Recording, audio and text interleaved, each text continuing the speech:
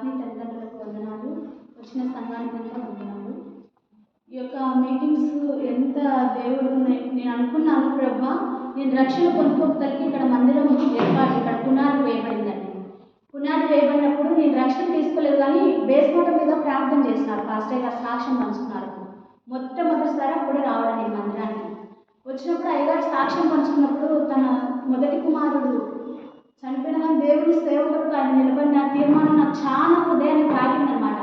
అప్పుడు నేను ఒక తీర్మానం తీసుకున్న సేవకు నిజంగా ఇంతగా దేవుని కొరకు నిలబడినారు కదా, నేను కానీ సంఘంలో చేర్చబడితే బాగుంటుంది కదా నా మనసులో అప్పుడు తీర్మానం అయితే కలిగింది. కానీ ఆ యొక్క ఇప్పుడు నేను 13 సంవత్సరాలు అనుకుంటున్నాను నేను నా వ్యక్తిగతంగా.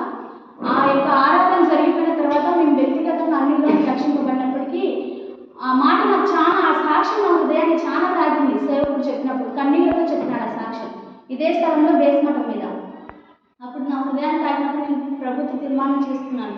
మరలా కొన్ని సంవత్సరాలకి దేవుని ఏర్పాటును బట్టి, దేవుని చిత్తాన్ని బట్టి ఒక చిన్న సమస్యను పెట్టి ప్రభు నన్ను లాక్కున్నాడు తన రక్షణలోకి. ఎలాగంటే సంతానం లేక దేవుడు తన గొప్ప రక్షణ ప్రణాళికలకి నన్ను ఆకర్షించుకున్నాడు. అంత మాత్రమే కాదు, కానీ నేను ప్రభువుని ప్రతిసారి దేవుని స్తుతించడం అంటే ఎక్కువగా సేవకుని బట్టి, ఆత్మీయ తల్లిదండ్రులను బట్టి ఎంతగానో స్తుతించాను.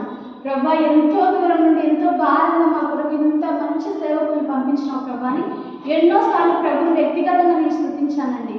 అది నా మనసుకు తెలుసు, ప్రభువుకు తెలుసు. మళ్ళా ప్రభు సంఘంలో చేర్చిన తర్వాత నా వ్యక్తిగత జీవితాన్ని ఎంతగా మార్చాడంటే, పాతలో ఉండే దాన్ని నేను ఇప్పుడు ప్రభు రక్షణలోకి వచ్చినాక ఆత్మీయ సేవకుని మాట వినుకొని రక్షణలోకి వచ్చాక యేసు ప్రభుని రుచి చూశానండి.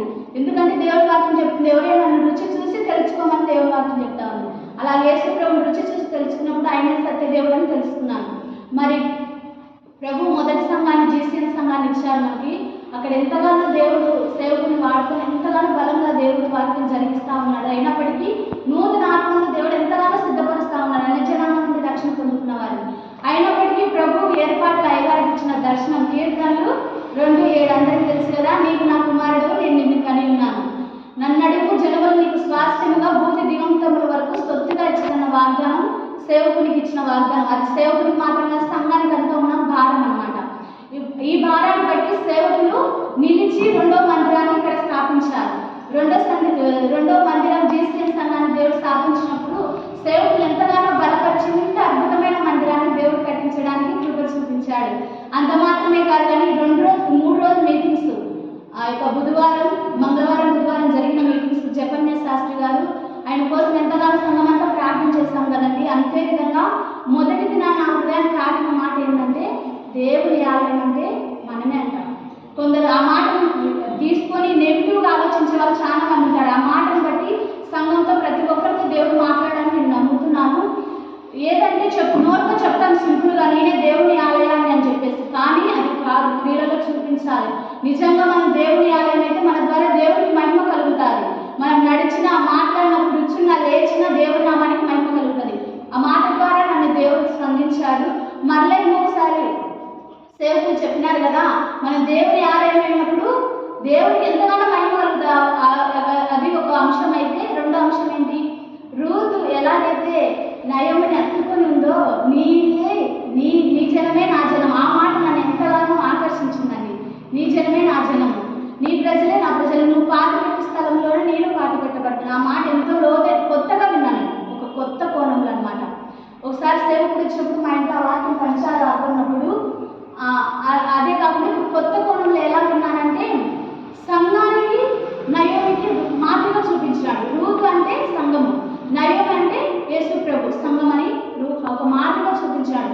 ఆ మాట ఎలా ఉందంటే నా హృదయాన్ని, నిజమే కదా, సేవకులు అంతమంది బంధువులు వదిలిపెట్టుకుని ఇంత దూరం వచ్చినారు కదా, మరి తన ప్రజలందరూ నేను చాలాసార్లు ఆశ్చర్యపోయిన ఒక విషయం ఏంటంటే, ఎవరినైనా ప్రేమతో పలకరిస్తారు సేవకులు, ఆత్మీయ తల్లిదండ్రి గారు. ఎంత ప్రేమగా అంటే బంధువులు పిలిచినట్టు మనమే ఒకసారి రిసీవ్ తీసుకోలేము, ఎవరైనా మన హృదయాన్ని గాయపరిస్తే. కానీ ఆత్మీయ తల్లిదండ్రులు ఎంతగానో ప్రేమతో పలకరిస్తారు. నేను అనుకున్నాను, తన జనాంగంగా దేవుడు వీరికి ఎంతమంది నేను ఇచ్చినారో వారిని నేను ప్రేమించాలని తీర్మానం తీసుకున్నాను. మరి జపన్య శాస్త్రి గారు ఎంతో విలువైన వర్ధమానం అందించి మా సంఘాన్ని బలపరిచినందుకు అయ్యగారికి వందనాలు, ఆత్మీయ తల్లిదండ్రులకి, సంఘానికి అంతా నిండు వందనాలు. సాక్ష్యం దేవుడు దీవించారు.